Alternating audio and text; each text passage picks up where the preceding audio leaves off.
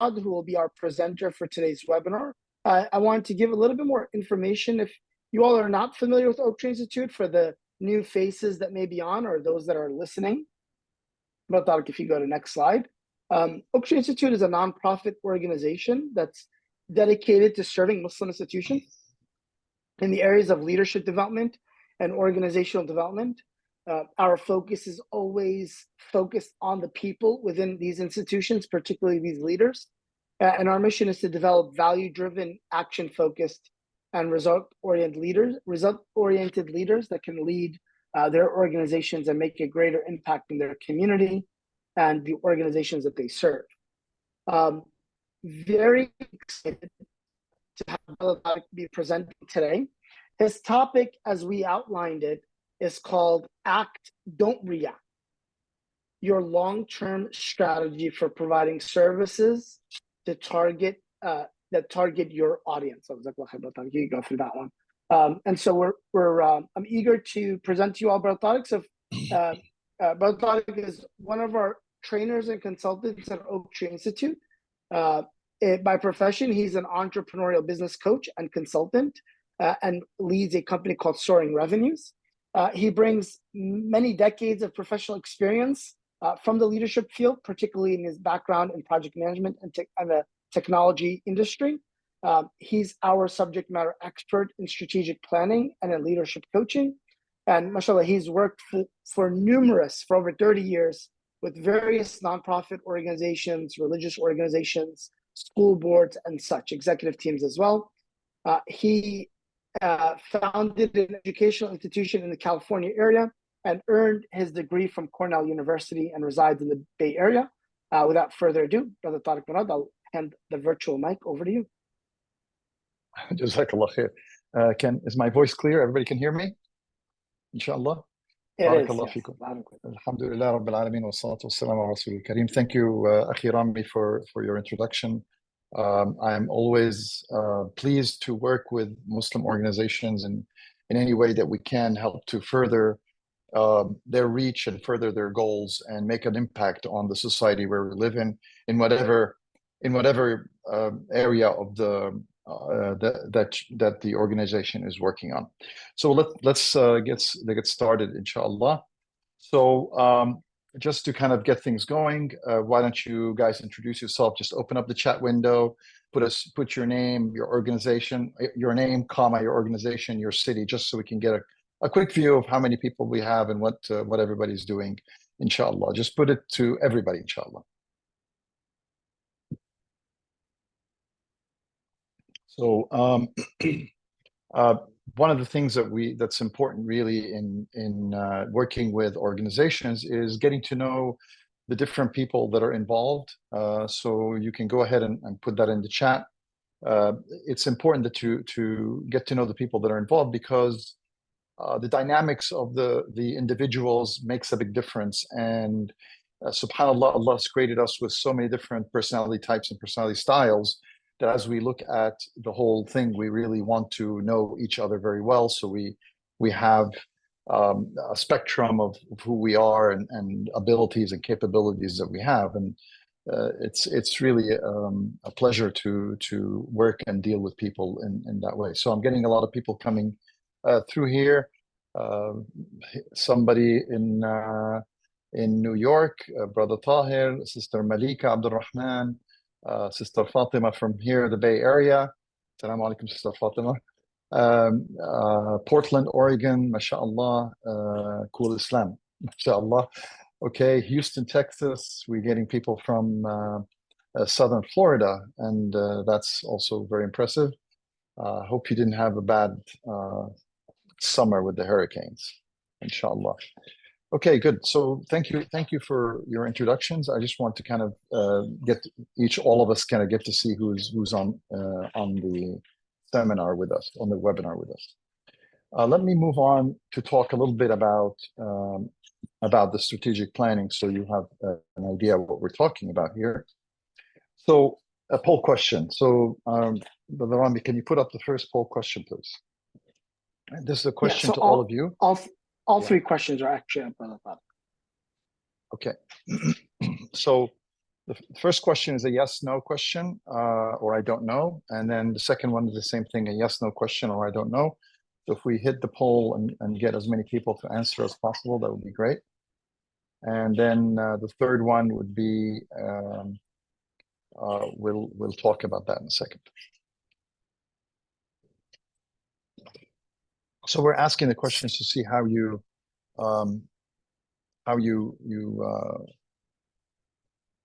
what do you know about strategic planning? What's your involvement with that?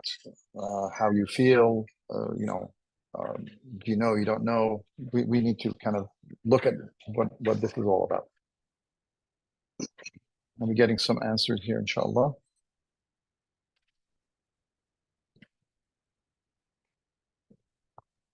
So, Brother Tariq, I think, not sure what happened to the poll, but for question 3, everybody, choice 1 is yes, and choice 2 is no.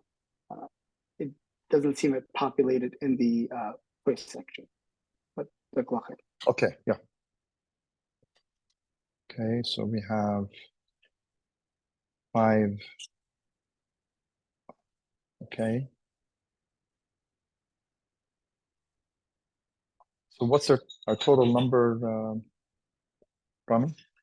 So we have 10 people on, and we have 5 people who have voted. Okay. I think we'll give them another 30 seconds, Brother Tariq. Okay.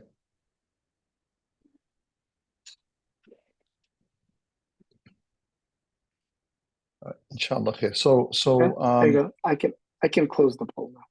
Yeah. So how many you got? 5, right? We got 6 people to answer,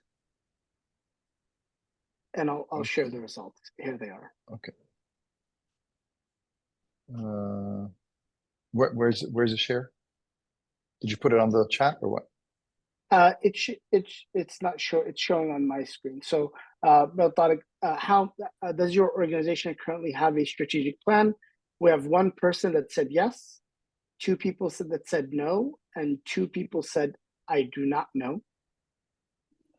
We asked, have you participated in a strategic plan before? 3 people said yes, and 3 people said no. And for the question, does your organization intend to work on a strategic plan in 2024? 2 people said yes, and 1 person said no. Okay. All right. So that is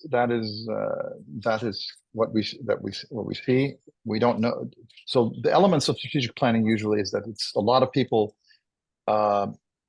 don't know much about strategic planning, or they know there is something called strategic planning, and then they are not really sure how to go about it or how to work through it. So we'll cover a few things today to help us. So in this webinar, what we'll cover is some of the elements of the strategic plan, and what do we need to focus on, and how do you keep the plan current and relevant. And these are just little pieces that we will talk about in a top level way, but just so it gives you an idea. So when you start thinking about doing this for your organization, what's involved in that, and how that would work. So what elements do you think we need to plan strategically? You can put something in the chat here. What do you think are the key elements that we need for the strategic plan? What do we need to be looking at? Anybody, just throw something out here and tell me what you think. Long-term goals, okay, that's Brother Rami put there. Objectives, okay. Budget, yeah. What else?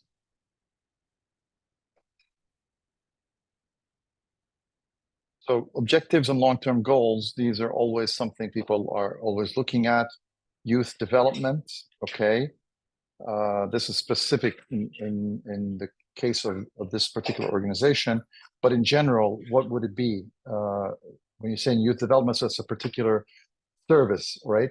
Vision and personnel resources, okay, that's good, okay. What else? The mission, management, resources, and budget, okay.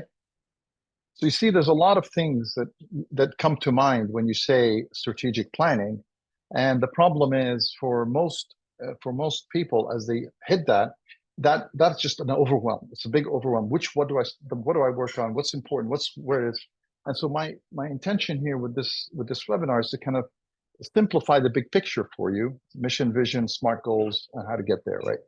So I want to kind of give you a big overall picture so you can see where you need to put your effort, and then we can work from that as a big idea, okay? So what I have is the following.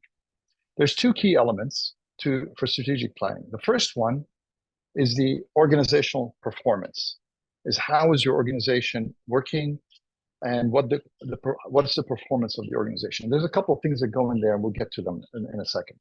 So what's the organizational performance? What do you think the second element would be, other than organizational performance? Again, looking at top level, big things here, right? What else would we think it would be? So the other element that's really important is to understand who you're serving very well. This is the key element that we tend to overlook and just think that, well, these are the programs I'm running and I have to run them, and we have to make them work and so on. But we need to focus, instead of on the program itself, on the audience and what the audience really wants. And this is, I think, really one of the most important things that's usually neglected in the thinking, and then comes later as people really work through their strategic plan to think through this. So these are the two key elements we would want to look at. And because of these two elements are there, what we're looking at is something of a big picture. And the big picture looks like this. So what we're looking at is a matrix of some sort. And on the bottom rung of the matrix is the organization. At the top rung is the audience. And so I have to work within my organization, as some of you said, mission, vision, resources, money, budget, things like this. And the other one is the audience, and we'll talk about that in a second. The other dimension is really understanding the organization, understanding the audience, and then the improvement of the organization and of the audience result, what you want for the audience. So this is what I call a strategic continuum. We need to be looking at these 4 quadrants on how we would look at the big picture, because for all the items that you listed in the beginning, there was a lot of items that you put in there, and they're all over the place. Which one do you have to focus on? Which one do you have to start with? And when there's too many inputs coming in, it becomes kind of confusing what to look at. And I'm trying to help you simplify the idea here as we look at this. So who is the audience that you're serving? So give me a thought. Who would be an audience that you're serving? Put it in the chat, anything at all. Just give me an audience that you're, by the way, if you're driving, don't bother.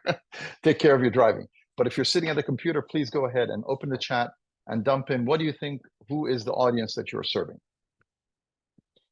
I know some of you are mass chapters, some of you maybe are masjids. So there is Muslim women, youth, what else? School, okay, so you have a certain level of grades, a certain level of ages in the school. Muslim women, divorced men. Oh, Muslim men and women who are divorced, okay. Community and Jama'ah, this is probably for mass, youth, and so on, okay. So low socioeconomic, primarily Haitian and Hispanic, mashallah, okay. All right, food bank, Muslim youth and young professionals, okay. So there's a lot that we can see here, and obviously everybody has their own focus. So can we have more than one audience for the organization? Generally, in very vertical organizations, it's usually one kind of an audience that you're dealing with. But in more horizontal organizations, like a masjid, like mass chapters, like things like that, the audiences can be more than one. Somebody in a food bank, for instance, as you had listed that, Magdi Suleiman, you mentioned that you're doing a food bank, and so the food bank has one specific kind of an audience, right? That, you can characterize the audience by the people that are in need for the food. But when you're talking about, for instance, Muslim youth and young professionals, now you have a wider range of people to talk to and to think about. So you have to be looking at your audience and getting to know who the audience is very specifically. And do you know what the audience wants? This is a question, and there's a difference between the wants and the needs, and I'm not going to go into the differences into that detail right now, but one of the elements of understanding your strategy is knowing what your audience really wants. Because as you put that service out or whatever you're doing out, you need to serve that audience and serve the audience in the right way. So that that's that element of understanding the audience. And how do you find out that? How do you find out what the audience wants? So here we need to be looking at surveys or polls or something, some way, interviews, focus groups, whatever you need to do to be able to understand your audience very well. Because if you don't understand your audience, you have no idea how to serve that audience properly. You have an idea of, I want to do this, but is it serving the audience, or how can you improve it so it serves the audience a lot better? So that's an element that's really important. For those of us who are working with youth or with the new generations, understanding what's interesting for them becomes really, really important. Otherwise, they're not attracted to what you're doing. In other areas, for instance, low socioeconomics people, there is a different look. You're trying to catch them before they get sick. They're trying to make sure they're fed well and so on. It's a different level of what the needs are that you need to be looking at. Again, but you need to have a poll to understand that, okay? So if we have this picture, then in this side of the picture, we're serving who we are serving, and we need the wants, the needs, the tools of how do we understand how we can serve that particular client. Now, what do we do to serve? What do you do to serve this audience? So here, this is all the programs that you run, the elements the services that you provide, the programs that you run, and you're getting some sort of result from these programs. And of course, you're doing strategic planning for what reason? Because you want to have more of these programs or reach more people or something of that nature. So how do you know the results that you have are doing well or not? There has to be some mechanism for you to measure. And in the planning process or in the coaching process of coaching any businesses to do better, there's always that element of the feedback. There has to be some sort of a feedback loop. There has to be some sort of a measure, something that you're actually taking into measuring, because as you measure, then you start improving. As you see the results that come in, then you know what something is missing, something could have been done better. You go back and you improve it and you provide better service and so on. So the feedback loop is important here in how you serve people. The polling in the beginning for the audience was some sort of way to understand who the audience is. You have to do some sort of look for the audience to understand who they are. So some sort of survey or something of that nature. So that's the other element here is what are the services you provide, the programs that you provide. And this is where the picture fills in a little bit more and where we have what we're doing and the service programs results and the feedback loop that we need to have to make sure we have a consistent update on these services program, make sure they're doing well and everything works very well. Let's look at the next piece. The next piece is, how do you serve? What is the process? What are the tools and elements and pieces that you have that actually make the service work? So this is about the operations as a whole. This is the internal operations. What's going on in the internal operations? How is that internal operation working? That is something I need to know about, right? Because if I don't have enough capacity in the operations, I need to improve those. Do I have the right staff? Do I have the right number to serve? Am I getting the right people to work with me? Am I finding the right people? Do I need to hire more? If I need to hire more, do I need more money to hire more? What kind of funds do I need, right? So all of this comes into the how you serve, the process of how you serve, and what tools do I need in this process to do the service, whether it's the email tools or whatever other kind of tools that you would be doing. And then, of course, to make things work very well and consistently and in a predictable manner, some sort of set of processes and procedures that need to be there in the in that. So this completes the picture. And again, for us to completely to complete the growth of this and make sure that's doing well, again, I need a feedback loop here, right? I need to constantly be talking about how things are going, be measuring, are my tools reaching the right people? Are my procedures working? Is there an area in my procedure I can improve? And so on. There has to be some sort of feedback mechanism here on how this is working. So the rest of the picture comes into there now. I'm going to be putting the how, who, what, how. This is the operations, the staff, the tools, and the processes and procedures. And again, another sort of feedback loop. So you get the picture here is completing a little bit better. And then the last element is, why do I serve? Why do I serve? Here, people can look at the mission vision of the organization. And this is something that organizations think about. They mix the vision and the mission together. So what is there in the mission and the vision? And part of the actual strategic planning that we do is we go into the mission and the vision. We talk about that. Management team committee. That's something that we can look at through this process. But more importantly, is the mission vision, is it communicated to everybody? Is it available for people to understand? Do we operate the big meetings and the big thoughts on the big programs that we do focused on the mission and the vision, or not?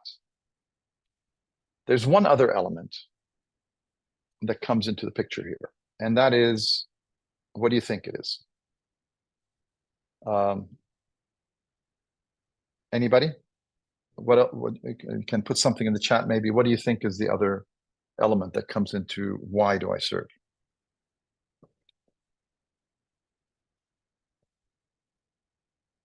So those of you who have read Simon Sinek,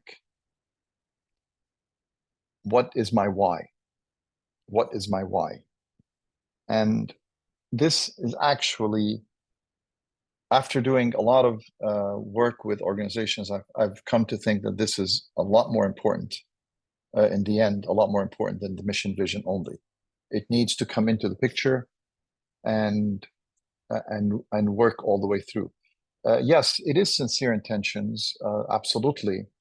And for many of Muslim organizations say, my why is for the pleasure of Allah and for me to attain Jannah and so on.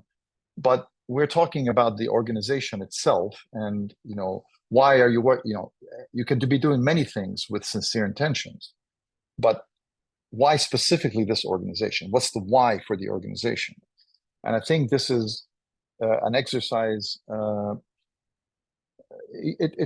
So Sister Maryam says, can that be a personal story or an experience? Part of it is that's how we find out what the why is. That's how we find out what the why is for the organization, but it's not based on one person. It's based on the whole organization. And this element of the exercise that we go through is a very valuable one, because it helps the organization put the whole picture together, right? Values are also a good element to put in there. One of the other elements I do add in there is values. But so all of these are important, but I think when we look at the big picture, these two, the mission vision, the why, become really critical. And the values usually are where we start from to discuss things, because the values are generally the stories that people start developing and telling me why the whole organization is working, what caused the organization to come into being. And then usually when people work there for a while, the why is very, very evident and becomes a driving force. And in many organizations, I tell them, before you start your meetings, board meetings or management meetings or any meetings to get anything done, is to always put the why up there and says, this is why we're serving, this is what we're doing. Just put it in front of you before you start the discussion. so that you keep refocusing on that why and getting the why in there. So part of the development of the strategy, we go through this process here. So what's next? So let's look at the big picture now. So the big picture looks like this. Now we have the who, the what, the how, the why, mission, vision, and develop the why. And this gives you the big picture. So what does this picture tell you? What does this picture tell you? When you started telling me in the beginning, you know, all these items, and you start throwing these items all over the place and everything, we want to work on finances and budgets and this and that, right? When you look at the big picture, where do you start? It's really interesting to look at this, because in the process of doing this, what you're looking at is, if you can see my mouse here, what we're trying to do is the organization starts here, starts in the bottom here. Understanding the organization becomes very, very, very important, because when you hire people, they have to buy into this, number one. If they don't buy into this, they're not going to be a good fit for the organization. This has to be very, very clear in your mind. This is the driver that makes you look at your audience. It makes you look, how am I going to serve it? What's the processes I'm going to use to serve them? And then what is going to be served for. So you can look at these elements like an arrow pointing in this direction, from the why to the what, covering the who and the how, because it's all at the end in your longer dreams, in your longer push for the organization. It's all about the areas of how big can you make this what? How big can you make the what? But as you make the what bigger, you have to keep an eye on your audience so that you don't lose your audience and you keep serving them. And you have to make sure that your how is growing so that the what can be served. But the foundation is your mission, vision, and the why. And so we're constantly visiting and looking at the why, and we're making sure these two elements, the who and the how, are addressed, and then we can look at the what. So in any part of the process of how we do this is we go through a full day of different exercises, and we end up with a lot of opinions about, we need to do some work here, we need to do some work here, we need to do some work here. We create a board and we put all this information on it, and then we see where we didn't touch things, where we didn't look at things, and try to address which ones are needed for the organization to work. Now, guess what? When you put a plan, do you think you're going to be able to address everything in 1 year? Of course not, right? It's going to be some at some point in time. It's going to be others that are more important, that are needed as foundations to get something else done. So if I don't have the capacity, for instance, in my operation, I cannot be opening up new services and new programs. So I have to be able to build the capacity while I address the services and the programs. But do I know that the services and programs are addressing my audience, or am I growing or adding a new audience and I have to add new services and programs for? So all of this has to work together. It's a big circle that has to constantly be looked at and work together. The advantage of putting it this way is that it gives you a place where you can start focusing and working. So again, just to recap here a little bit, and to make sure everybody understands, when you're talking about a strategic plan, we're talking about addressing many, many elements of the organization. We cannot make this part of the service, the big item here, very, very big, without needing the operation on the background.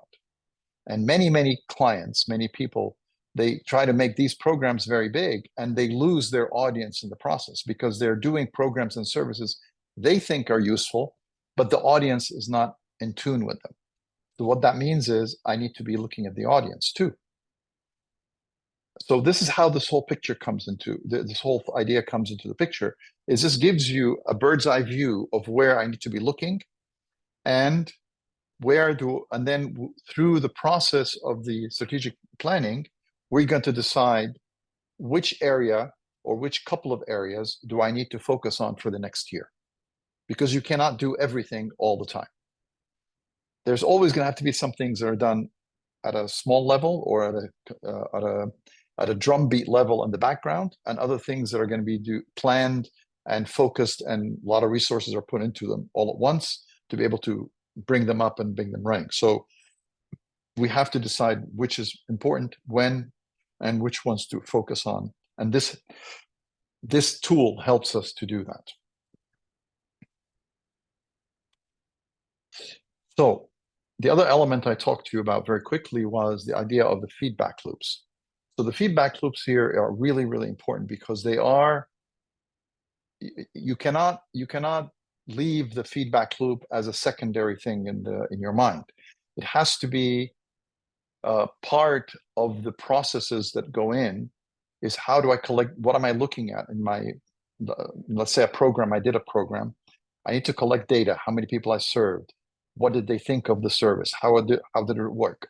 I need to review it and put some numbers together and decide, is this correct? Does this make sense? Do I need to make adjustments? What do I need to do? And then I come up with a strategy or a plan to, after the review, with whatever results came from the review, to make the adjustment to the program. Then I'll execute the program, and then I start collecting data again, right? And so this is something that has to happen on a regular basis. It has to be thought of part and parcel of the process from the very beginning. This has to be in place. So it would be so it would work, and you have a way to improve it on a regular basis. The more data you collect, the better the results will be as you go forward. What I know in strategy also is always that what you measure, you can improve. If you don't measure it, you can't improve it. So you need to collect the data, and you need to have the data with you. That's the elements of the feedback loop. There's one more element I would like to share with you, which is the effort, the value versus effort matrix. And here, there's a lot of things that you want to do, and a lot of things you want to put in and work with and get done, and make it happen in a big way. But we have to look, when we do strategic planning, we have to look at, where is my quick win, which is something that is high value with the least amount of effort involved. And there are other items that are big projects. And then there's other items which are big projects, right? And these big projects are probably going to be a year or two to put together, and they're needed. But once you recognize they're big projects, their effort is high, their value is high. That means I need to bring the right tools and the right people in there. Maybe I need to outsource parts of them to get them done quicker with somebody who knows what they're doing, and so on. So I need to look at everything in that fashion, and look at this value versus effort matrix. What makes sense for me to do? I definitely want to do the quick wins when I have a chance to. The big projects I need to allocate budget and time for, and make sure that I can continue long term to get the big project done. The areas where the fill-ins are, these can be small things that you can get done very quickly. They add some value, little effort, it's okay. But those items that are of little value with big effort, here we just want to avoid this as much as possible. So when we look at the big picture, and we look at the continuum that I showed you, and from the continuum we decide what's going to be involved, that's where we will start looking at, what projects do I need to look at, what elements of improvement do I need to focus on, and see if I can put them in this matrix. Once that matrix is filled in also, then I can say, this is going to take it's a big project, it's going to take big money. How do I do it? Do I have the bandwidth for it? Do I have the money for it? Will I allocate the right amount of people to work on it, over the time period until it gets done or not. So you can do a little bit better planning in that fashion.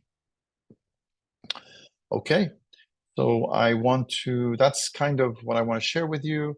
The only other thing I want to show you is to tell you that as a strategic planning, we're talking about many different pieces to get to this continuum. But the conclusion I want to give you is that this process, as we go through it, is a step-by-step process to be able to get you to there. And then at the end, you're going to decide what project or something that you want to work on at the end of the session, what project you're going to work on.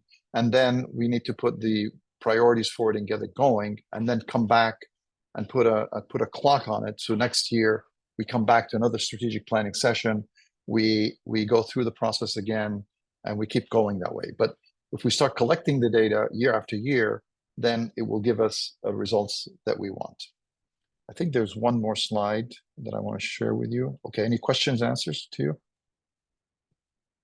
I'll open that up for questions, answers. Jazakallah khair, Brother Tariq, and I'll try to my best to facilitate this. So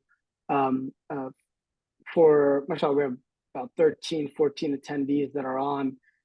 If you can, just pull up your Q&A panel, and you can ask your questions there directly. I have the Q&A panel open to field any questions you all might have around strategic planning or the strategic planning process that Brother Tariq outlined. Of course, if you can't get to the Q&A panel for any reason, I am also trying to monitor the chat to see if there's any questions there as well. So please let us know what questions you may have around strategic planning, the strategic planning process Brother Tariq outlined, or maybe where your organizations are today in this process.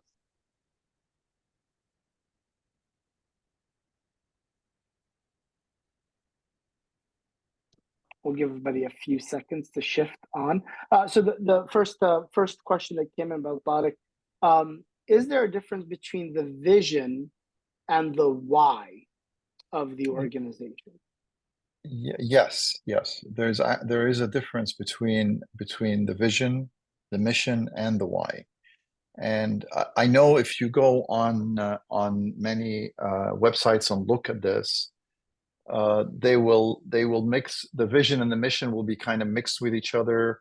They will give you different definitions for them, and some companies only have vision, some companies only have mission, and so on. But there's a real definition for each one of them that we can look at, and I usually help you understand it in this fashion. I'm going to tell you very, very broadly, very quickly. So imagine you're on a road, right? And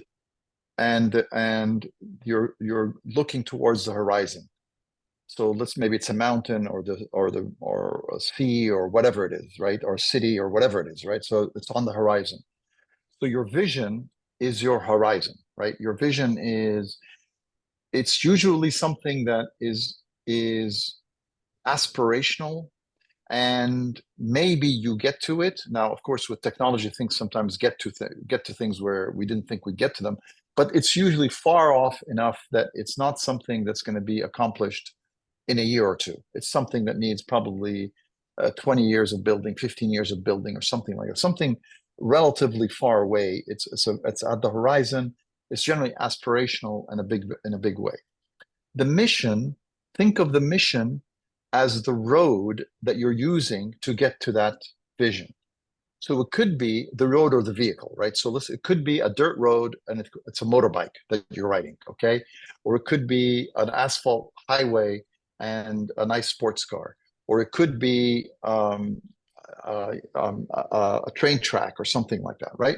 The idea is the mission it tells you a little bit more about how, what the tool is that you're working with, how you're trying to.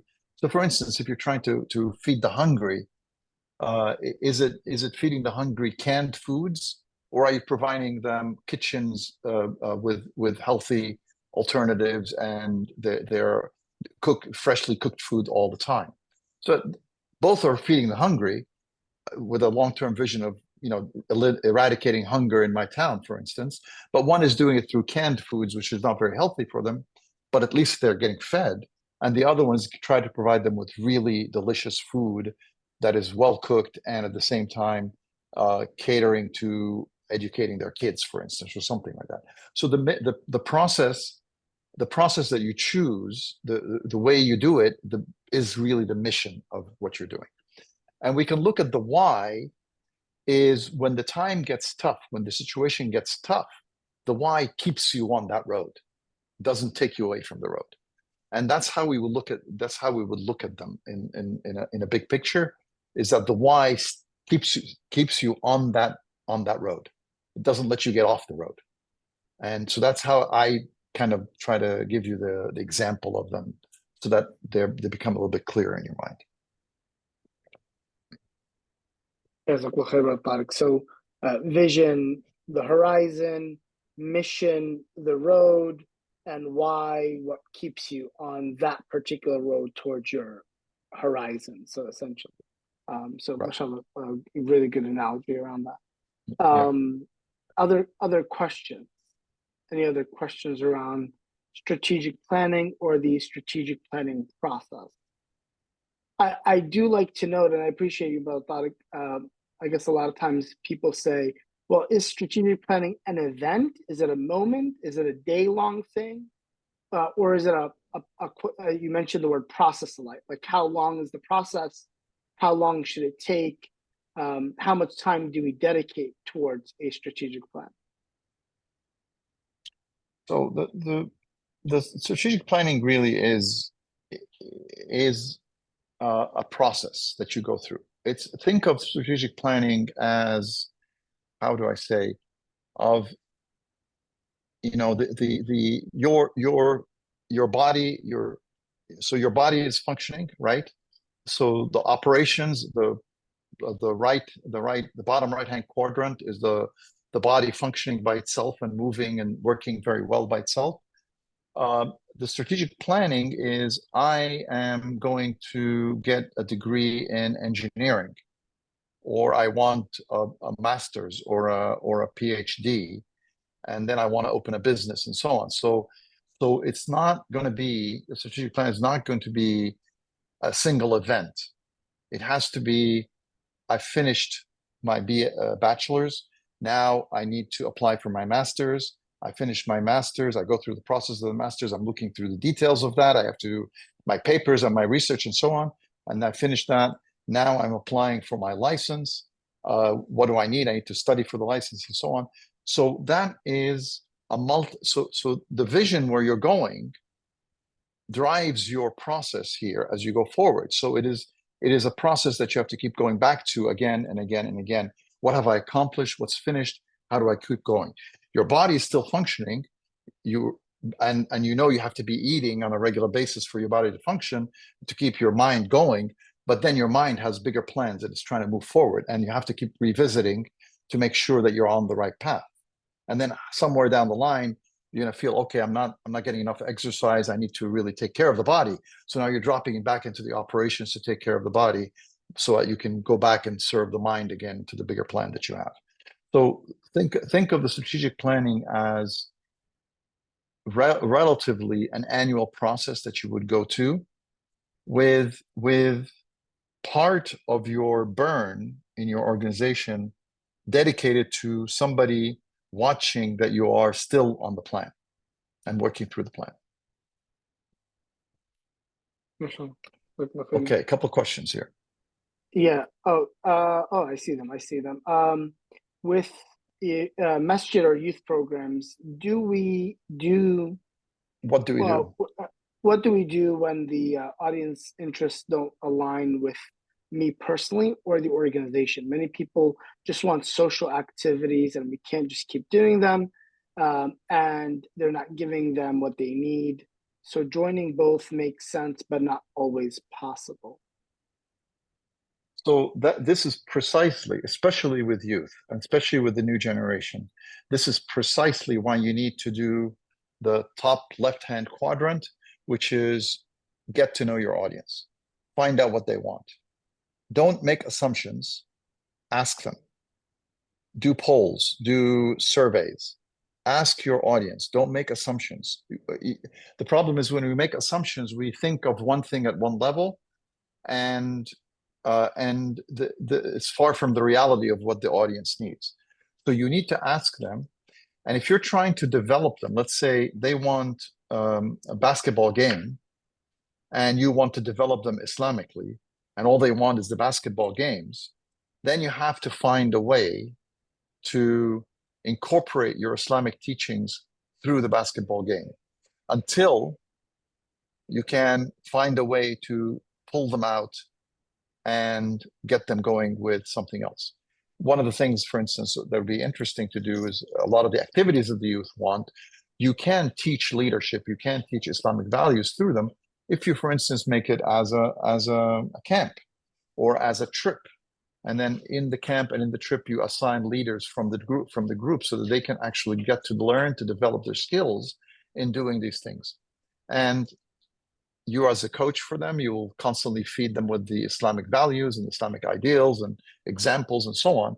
So but you need to first talk to them to understand what they want and what they need, so that you don't make assumptions.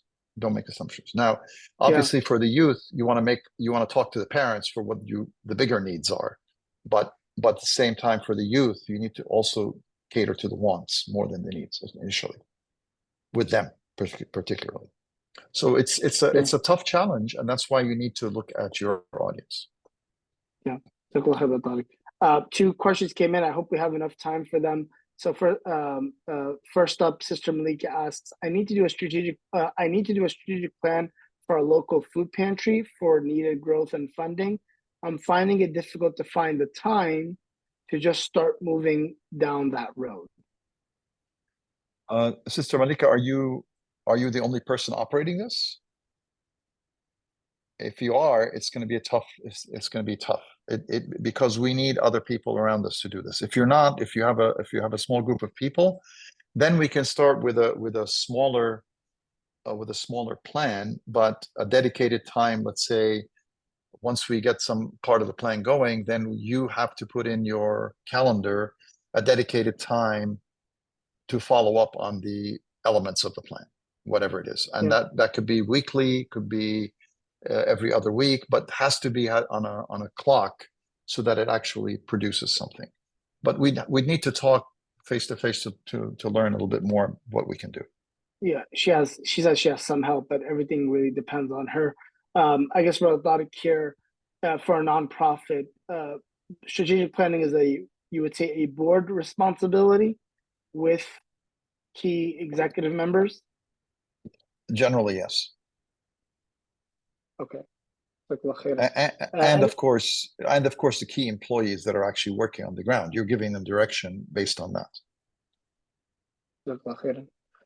Sister Ellen asks, any advice for an organization implementing corporate social services, social responsibility, who may have two distinct audiences, the fellow employees which volunteer and donate, and strategic clients that they may partner with, as well as key communities and demographics actually being served, which are identified by leadership above us? Should there be separate evaluations and plans?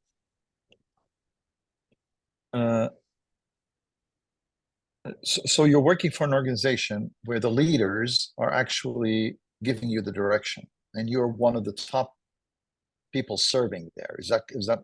Do I understand that correctly? And I can have Sister Ellen come off of mute. Sister Ellen, you can come off of mute. I'll allow you to come off mute. Go ahead. Assalamu alaikum. Yes, that's correct.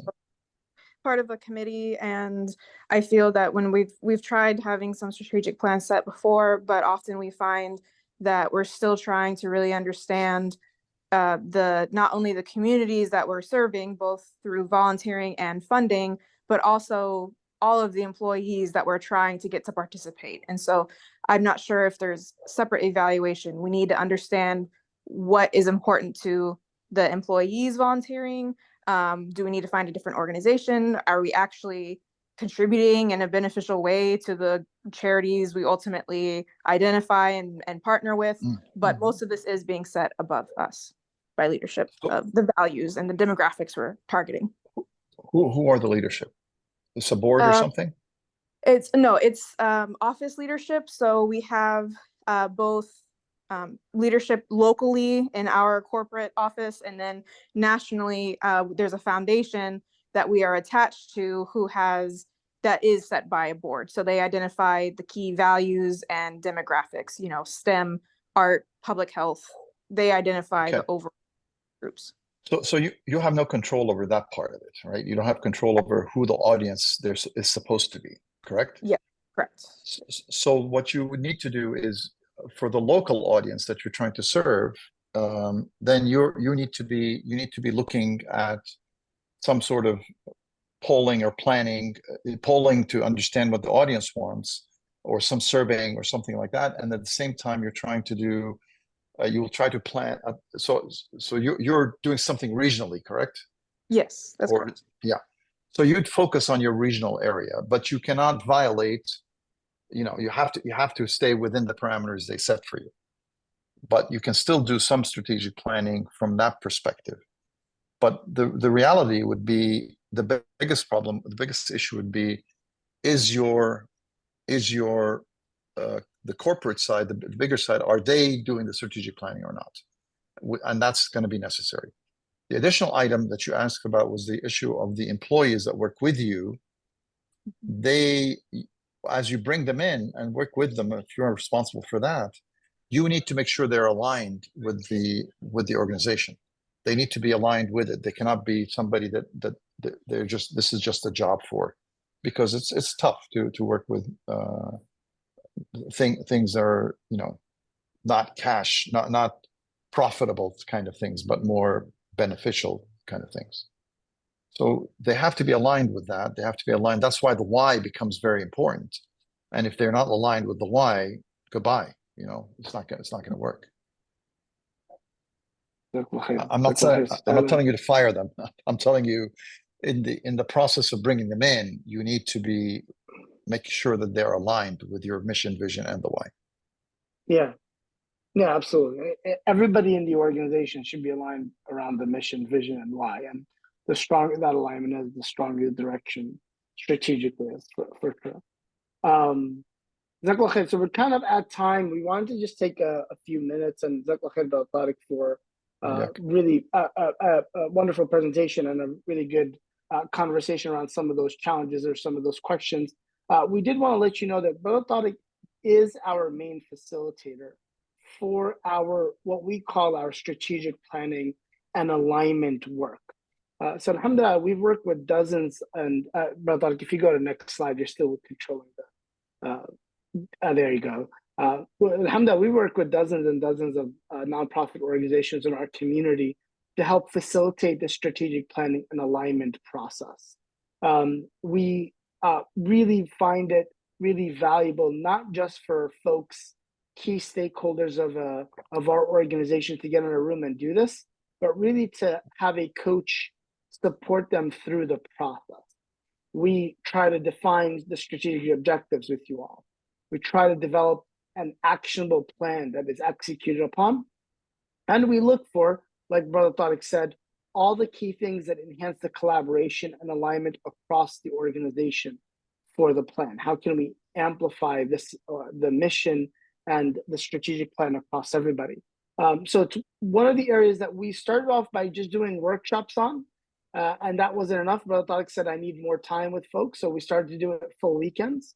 And Brother Tariq said, we need more time with folks. And really, we've kind of blown this process out into a multi-phased approach. I mean, we can just do it for one day for your organization, but we also have done it for several organizations now, where we help them step by step through the entire process of creating a strategic plan. So if you are interested, next slide, Brother Tariq, if you are interested in reaching out to us, please scan the QR code and schedule a time for us to talk to you about your strategic plan for next year.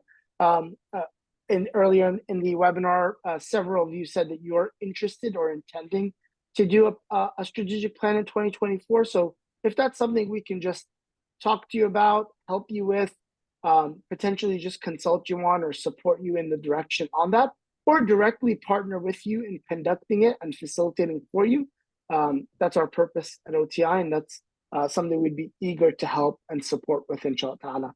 So please reach out to me, and I'm sure Zawad will. Zawad Ahmed, who is our client relationship manager, he'll add his contact as well, and he'll reach out to everybody after this webinar as well, to be able to share if you're interested in following next steps and bringing this training or this workshop or this process to your organization.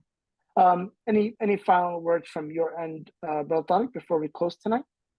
The only thing I want to add is as I said, this is a process. It's a multi-step process.